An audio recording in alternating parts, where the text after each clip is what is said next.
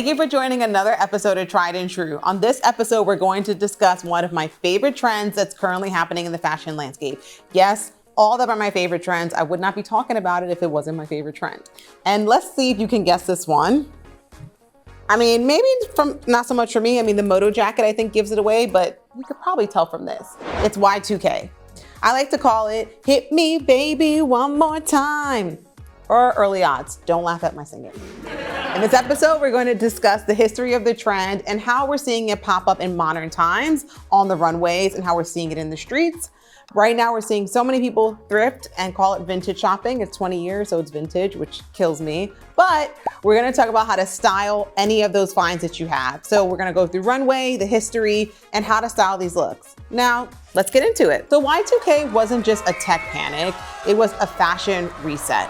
As the internet exploded and teen celebrity culture boomed, trends became hyper-specific, fast-changing, and they were everywhere. Post-90s minimalism gave way to access, experimentation, and accessible glam, all driven by celebrity, music videos, teen magazines, red carpets, and not so much designers as you would think. The focus was on hyper-femininity and bling culture. Low-rise jeans, rhinestone, baby tees, velour tracksuits, juicy couture, but first, actually, Kimberly Simmons' baby fat was the blueprint. Metallic accessories, elaborate nail art that you're seeing today. I mean, all of this sounds like what you're shopping now. Bedazzled nameplate jewelry, lace fronts, and side bangs, all of it was from Y2K. And branding then was everything. I mean, logo mania, you couldn't get away from it. If your jeans were not True Religion or had one of the iconic Ed Hardy logos on it, or your tracksuit wasn't juicy, were you even there? Tommy Hilfiger became the brand of the moment, thanks to the massive celebrity endorsements in hip hop culture, and it honestly perfectly blended preppy and streetwear. The Tommy Girl campaign, which launched in 1996, really peaked in the early 2000s, but that promoted this tomboy meets feminine aesthetic. The low-rise jeans, the crop tops, sporty jackets, logo-heavy everything. Most famously, obviously we know Aaliyah was the blueprint, but then we saw it followed by Britney Spears and Destiny's Child, and it was all over MTV. Music videos were the moment. It defined the cool girl who hangs out with the guys, but looks good doing it. That was the vibe. When talking about Tommy, I'm always going to discuss the influence of Black music artists on his aesthetic. Hip hop and R&B culture heavily influenced Y2K fashion. Destiny's Child, Ashanti, Lil' Kim, Eve, Maya, BET, 106 & Park. 106 & Park and MTV were the thing. Black women navigated and reshaped mainstream beauty standards during this time. Many early Y2K styles were dismissed as ghetto or too much when worn by Black women. This was a time the term ghetto fabulous was used to describe a lot of the looks that we saw women wearing.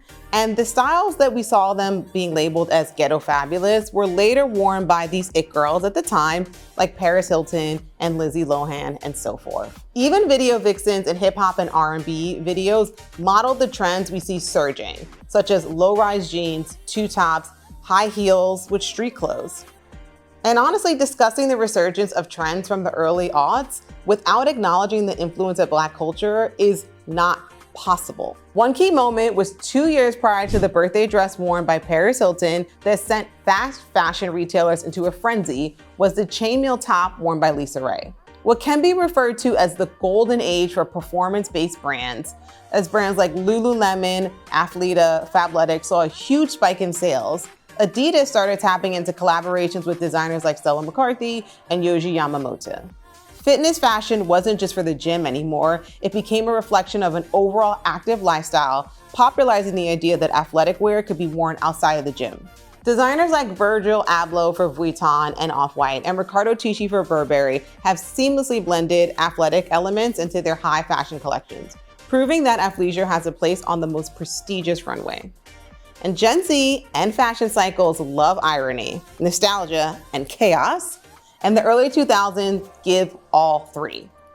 It's being reinterpreted with a sharper eye, pairing Y2K silhouettes with contemporary tailoring and streetwear, like skirts over pants, think Ashley Tisdale, Hilary Duff, and capris, think Mandy Moore and Lindsay Lohan. What is old is new again.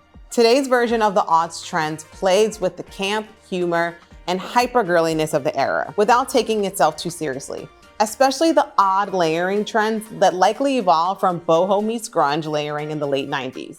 Y2K fashion exists in two extremes when it comes to luxury. On runways, we're seeing it like Bottega Veneta and Miu Miu, which are reinterpreting these early 2000s staples. They're doing bandana tops and skirts over pants through refined lenses, making them feel luxurious and modern. Meanwhile, in street style, the aesthetic leans into a more literal revival, with bold nods to Juicy Couture, Von Dutch, and Ed Hardy. Yes, people are wearing the brands again. And they're embracing the era's flashy, logo-heavy nostalgia. Okay, so now that we've gone through the history, let's get into some of my favorite runway looks. First, we're gonna start with Miu Miu. Miu Miu is the brand of right now. Doechii recently stepped out in a Miu Miu set similar to this runway look at the BET Awards. And that's all the endorsement that you need for this trend right now is have Doechii step out on it. Miu Miu's spring-summer runway was characterized by a balance of youthfulness and luxury. The handkerchief top and low-slung skirt give you this subtle, buttery leather goodness that's really rich and elevated. Now let's talk about Tommy Hilfiger, which was originally popularized by icons like Aaliyah, Destiny's Child, and Britney Spears, like we talked about.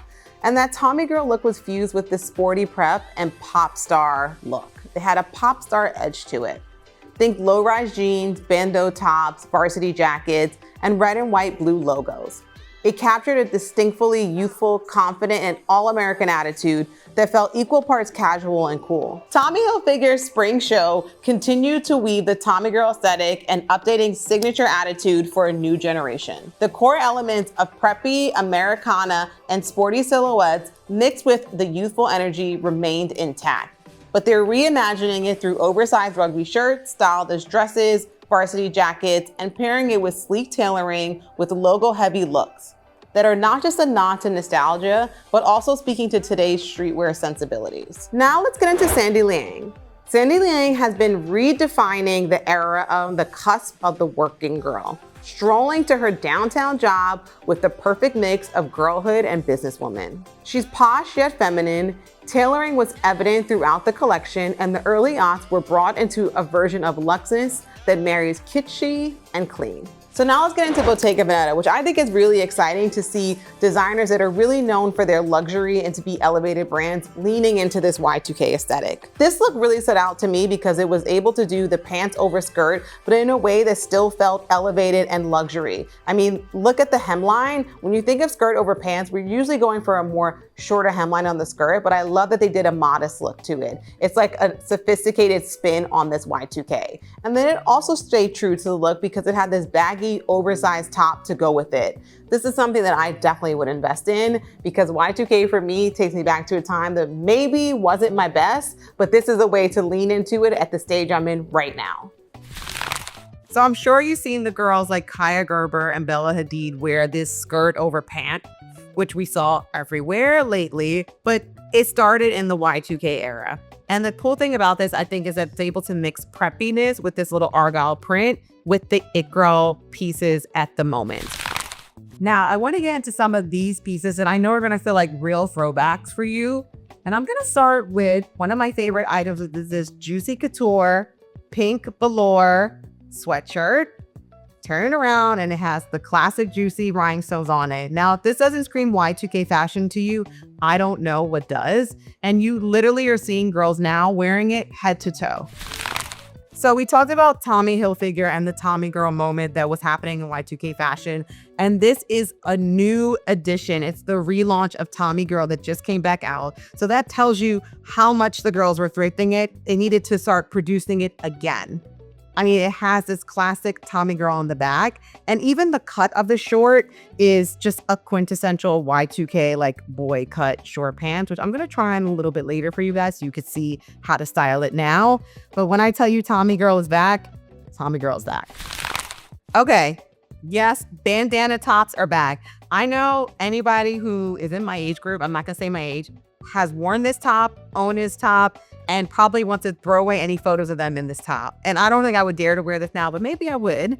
But this is back. And I think the most iconic moment of this was when Beyonce was performing back in the early 2000s at one of her concerts, and she was spotted in this top. And obviously Beyonce now and the Beehive, whatever Beyonce's doing, everybody else is doing. So you better believe that started in the early 2000s and is still going on right now.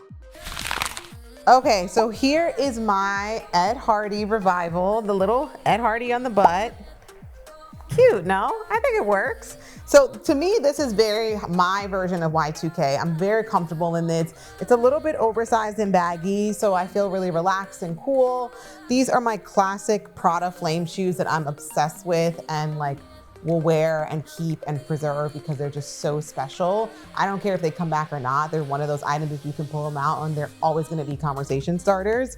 But I also just wanted to keep the rest of the look really simple. So yes, I did a big bold glassage. I mean, these colored frames were a huge thing in the Y2K era. Like colored frames were it.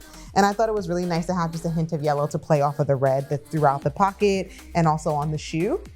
And then this jacket is just really simple and cool. It's not necessarily like scream Y2K, but it's something that you can just style and is really easy. And this is something you just do when you're chilling, hanging out with your friends. It's not fussy at all. So I've given you some Ed Hardy realness, which obviously is Y2K, but I wanna show you one other look that I also was really obsessed with. And me being a New Yorker, this feels really close to home. It is the classic Yankees logo, which was big in Y2K. So I'm gonna show you what I'm gonna do with this starter jacket. Okay, so I know this feels really retro, guys, but hear me out. A little bit screaming Y2K, but I think all the pieces work. I wanted to borrow from the boys. Like I mentioned before, Jay-Z made the Yankee his signature thing. So borrow the sports jacket from the guys, but then I also wanted to lean into the little girly, feminine, flirty part of it. Butterflies were major. I know everybody remembers those rhinestone CHLOÉ glasses, but also Mariah Carey, who is my personal icon. Mariah Carey coined butterflies. Okay guys, thank you for joining me as I went down my nostalgic memory lane of Y2K fashion. I'm glad this trend is back because I had some fashion no-nos back in the day, and now is my chance to rework it now that I have some refined style. So I hope you guys have fun with it. Please be sure to like, subscribe, and comment, and I will be dropping a few shopping links so that you can figure out how to get your Y2K fashion on too. Thanks for joining.